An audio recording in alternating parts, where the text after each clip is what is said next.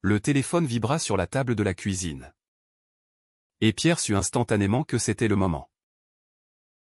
Son père hurla à travers le combiné, « Tu es une honte pour cette famille. Sors d'ici et ne reviens jamais. » Mais au lieu de s'effondrer, Pierre sentit un poids se lever de ses épaules. Comme si la liberté qu'il avait tant redoutée était enfin à portée de main. Pierre avait toujours été le pilier de la famille Moreau.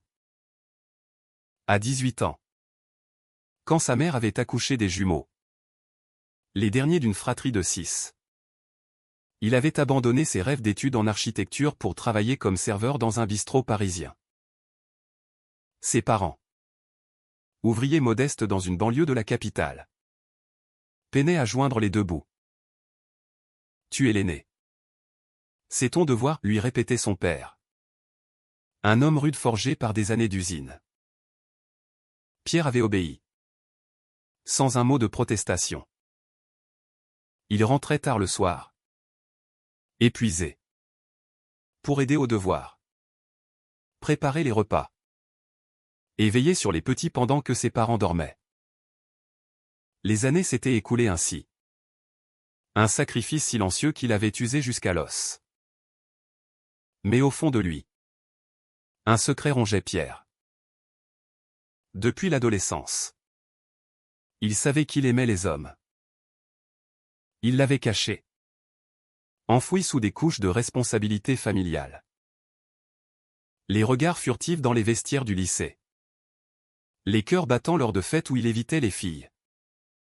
Tout cela n'était que des ombres qu'il chassait. La société française, malgré ses lois progressistes sur le mariage pour tous, gardait des poches de conservatisme. Surtout dans les familles comme la sienne. Catholiques pratiquants où l'homosexualité était un péché innommable. Pierre se convainquit que son devoir passait avant tout. Il n'avait pas le droit d'ajouter du chaos à une vie déjà précaire. Puis vint Julien. Ils s'étaient rencontrés par hasard. Lors d'une pause déjeuner au jardin des Tuileries. Julien, graphiste freelance de 30 ans. Avec son sourire désarmant et ses yeux noisettes qui semblaient lire en lui, avait engagé la conversation sur un banc. « Tu as l'air d'un homme qui porte le monde sur ses épaules », avait-il dit. Pierre avait ri. Pour la première fois depuis longtemps. Leur discussion devint régulière. Puis intime.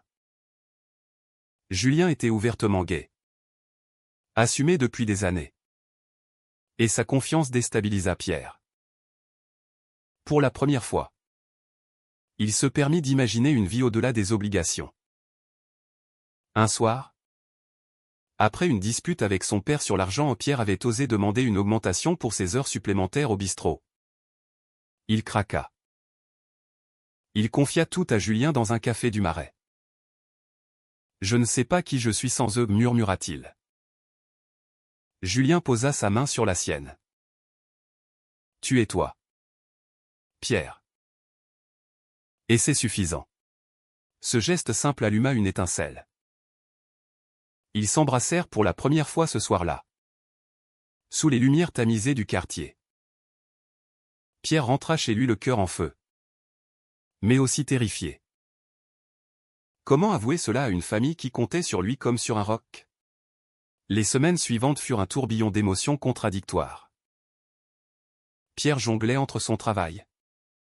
Les enfants, les jumeaux avaient maintenant 10 ans et demandaient constamment son attention et ses rendez-vous secrets avec Julien. Chaque fois qu'il rentrait, il se sentait coupable. Sa mère, épuisée par ses shifts à l'hôpital, le regardait avec des yeux pleins de gratitude. « Sans toi, on ne s'en sortirait pas », disait-elle. Pierre hochait la tête. Mais intérieurement, il bouillonnait. Pourquoi devait-il être le sauveur éternel? N'avait-il pas droit à sa propre vie?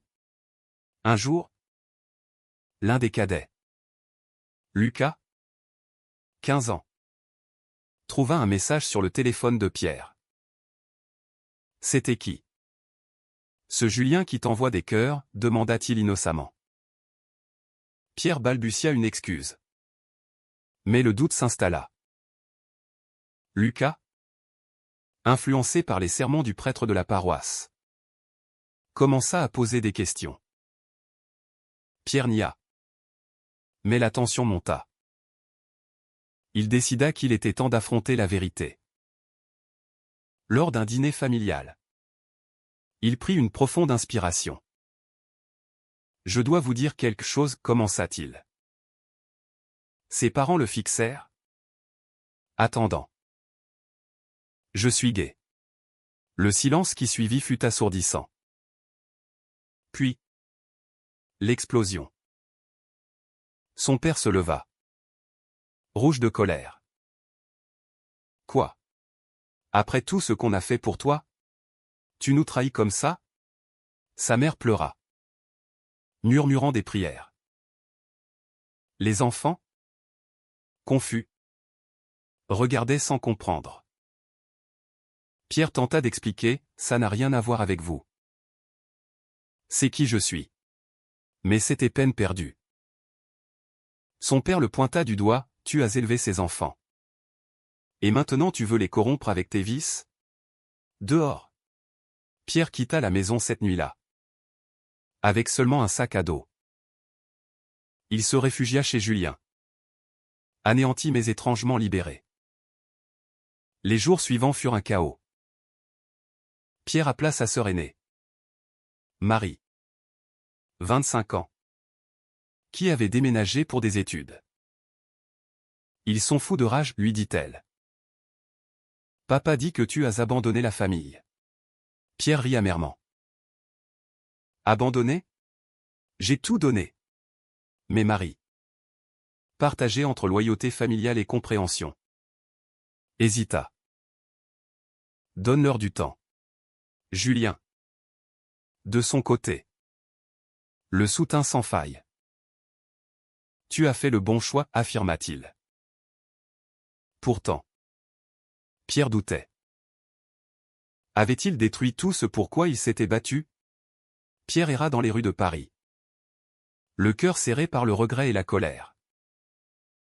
Chez Julien, dans son petit appartement du 11e arrondissement, il passa des nuits blanches à ressasser les années perdues. « J'aurais dû partir plus tôt », confia-t-il un soir, blotti contre lui. Julien caressa ses cheveux. « Mais tu l'as fait maintenant. C'est ce qui compte. » Pourtant, la réalité le rattrapa vite. Sans le soutien familial, Pierre dut affronter seul les factures. Et son travail au bistrot ne suffisait plus. Il postula pour des emplois mieux payés. Mais son CV lacunaire marqué par des années de sacrifice le handicapa. Pire encore, les appels de ses frères et sœurs affluaient. Les jumeaux, innocents, pleuraient au téléphone, « Pourquoi tu ne rentres pas? » Pierre, il expliquait maladroitement, évitant les détails. Mais Lucas, l'adolescent rebelle, l'accusa, « C'est à cause de toi que maman est malade maintenant. Elle ne mange plus. » Pierre sentit une lame le transpercer. Était-ce vrai? Avait-il causé cela? Sa mère avait toujours été fragile. Mais l'idée qu'il en soit responsable le hantait. Il envisagea de revenir. De nier tout? Pour apaiser les tensions. Julien le dissuada. Ce serait te trahir toi-même. Et eux aussi. À long terme. Un après-midi, Pierre reçut un message de son père, « Viens chercher tes affaires. Et ne parle pas aux enfants. » Il se rendit à la maison familiale en banlieue. Le ventre noué. La porte s'ouvrit sur un visage fermé. « Entre vite », grogna son père. À l'intérieur, l'atmosphère était lourde. Sa mère, assise au salon, évita son regard. Pierre ramassa ses vêtements dans sa chambre d'enfance. Entouré de souvenirs, les dessins des petits accrochés au mur. Les photos de famille où il souriait forcé. Soudain, Marie apparut. Attends, murmura-t-elle. Dans le jardin. Elle lui glissa, papa veut que tu signes un papier pour renoncer à tout héritage. C'est ridicule. Mais il est furieux. Pierre secoua la tête. Je n'ai jamais rien demandé. Mais au fond. Cela le blessa profondément. Était-ce le prix de son authenticité? De retour chez Julien. Il explosa. Ils m'ont utilisé comme une nounou gratuite pendant des années. Et maintenant? Ils me traitent comme un paria. Julien l'écouta patiemment. Puis proposa, parle à un thérapeute. Ça t'aidera à y voir clair. Pierre accepta. Et les séances commencèrent. Le psychologue. Un homme d'une cinquantaine d'années. L'aida à déconstruire ses culpabilités. Votre famille vous a imposé un rôle qui n'était pas le vôtre. Être gay n'est pas une trahison, c'est une partie de vous. Peu à peu. Pierre comprit que ses sacrifices avaient été unilatéraux. Mais la société autour renforçait ses doutes. Au travail? Des collègues murmuraient, c'est courageux. Mais dur pour la famille. Même dans le quartier gay-friendly du Marais. Il se sentait jugé par des inconnus. Puis vint la confrontation inattendue. Un soir, Lucas débarqua chez Julien sans prévenir. Je veux savoir la vérité, lança-t-il. Les yeux brillants de colère. Pierre, surpris, l'invita à entrer. Autour d'une tasse de thé. Il expliqua calmement son orientation. Lucas écouta. Puis éclata, papa dit que c'est un choix. Que tu nous abandonnes pour ça. Pierre répondit, ce n'est pas un choix. Et je n'abandonne personne, c'est eux qui me rejettent. Lucas partit troublé. Mais pas convaincu. Cette visite raviva les plaies. Pierre se demanda si réconcilier la famille était possible.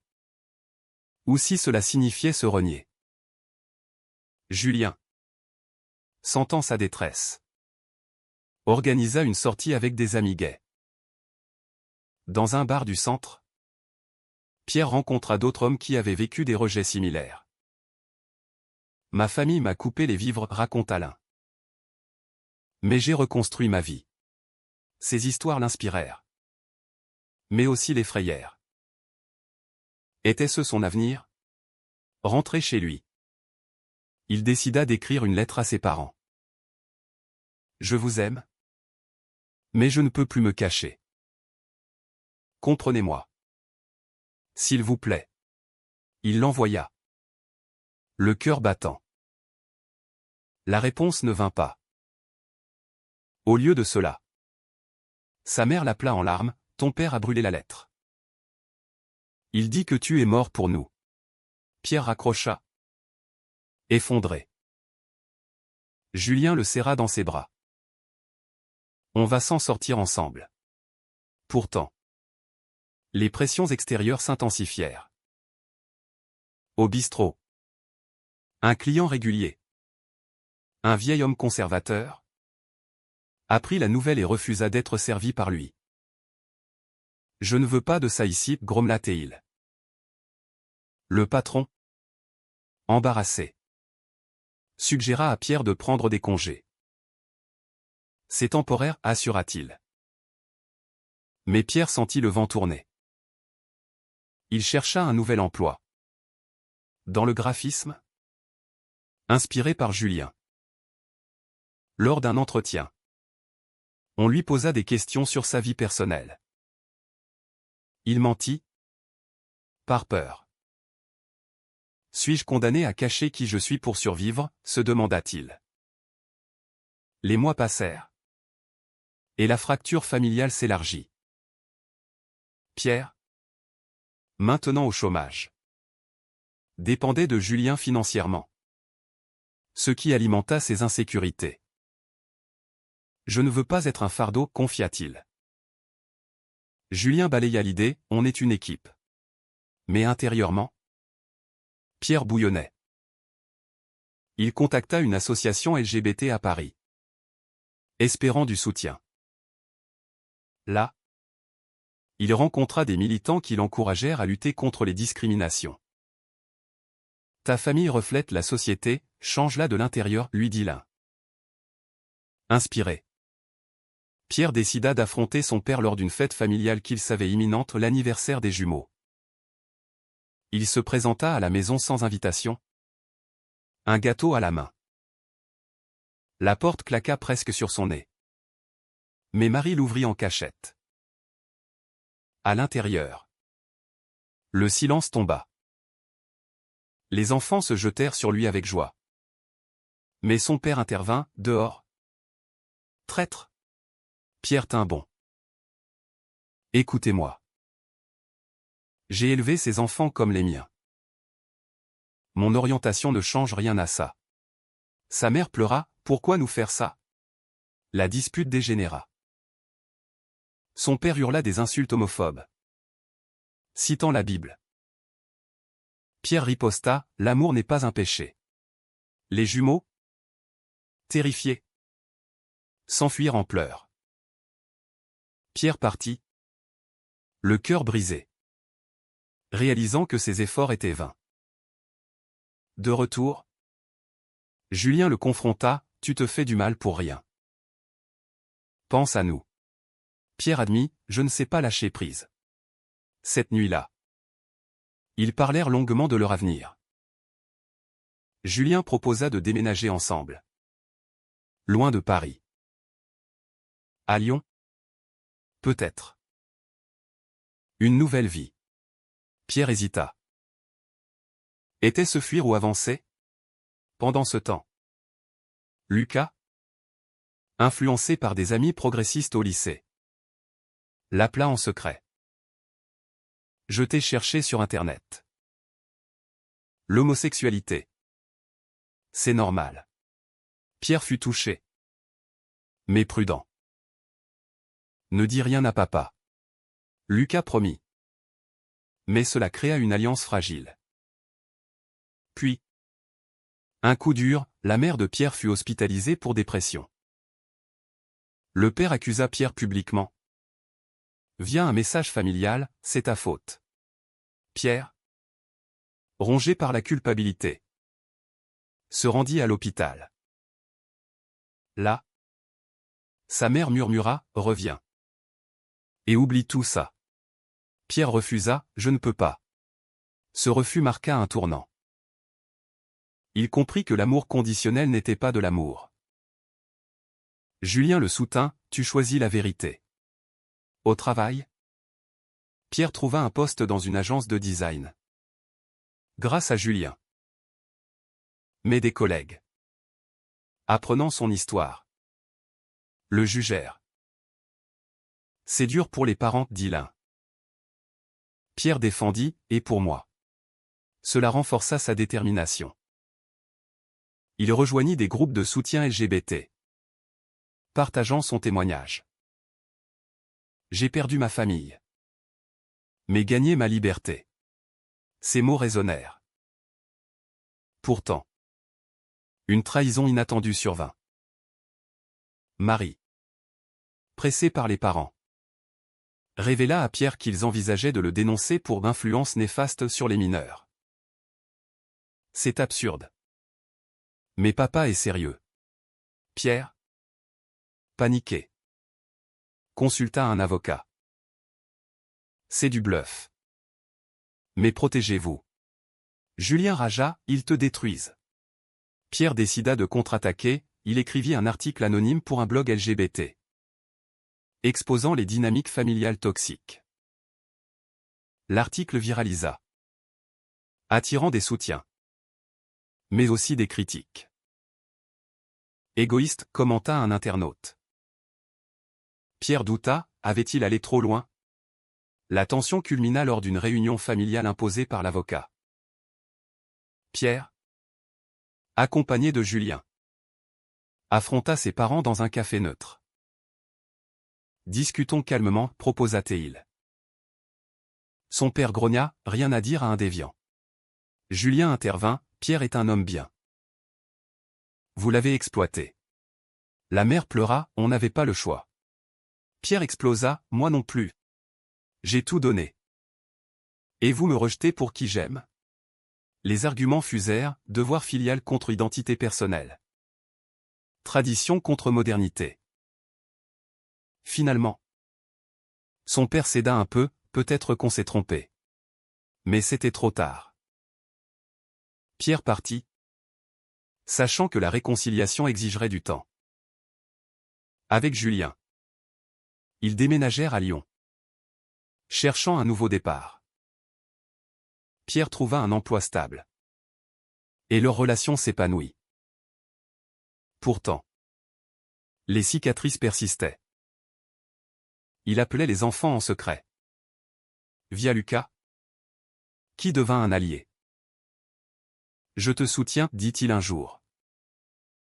Pierre sourit, espérant un changement.